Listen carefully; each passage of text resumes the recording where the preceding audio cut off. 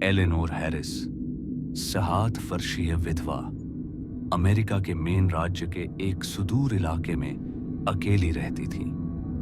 घने जंगलों के पास एक पुराना फार्म हाउस, दूर दूर तक कोई पड़ोसी नहीं।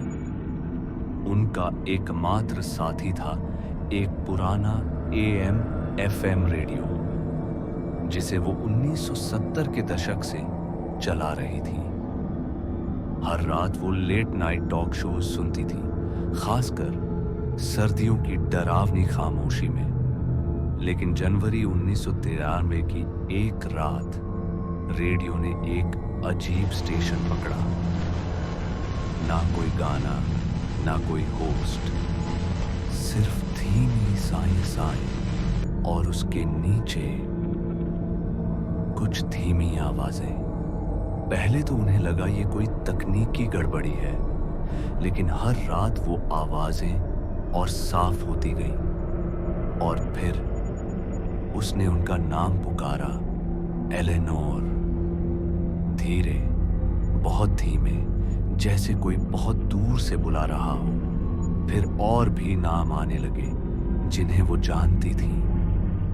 उनके मरे हुए पति का नाम, उनकी बहन का नाम जिसकी मौत 10 साल पहले हुई थी, और फिर एक नाम जिसे सुनकर उनका खून ठंडा पड़ गया। उनके उस बच्चे का नाम जो 1992 में जन्म से पहले ही मर गया था।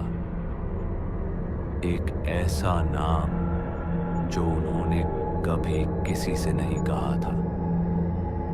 उन्होंने डरकर रेडियो अनप्लग कर दिया, लेकिन अगली रात रेडियो अपने आप चालू हो गया। फिर वही साइयां साइयां और उसके पीछे सांसों की आवाज। और फिर पेड़ों के पास आओ। उन्होंने रेडियो तोड़ दिया हथौड़े से।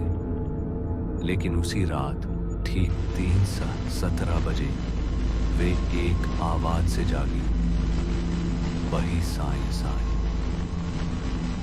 ये आवाज आ रही थी पुराने इंटरकॉम सिस्टम से, जो उनके घर और खलिहान को जोड़ता था। एक सिस्टम जो सालों से बंद पड़ा था।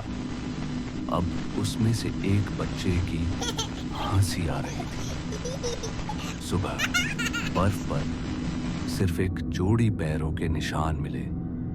एलेनोर के जंगल की ओर जा रहे थे। वापसी के कोई निशान नहीं थे।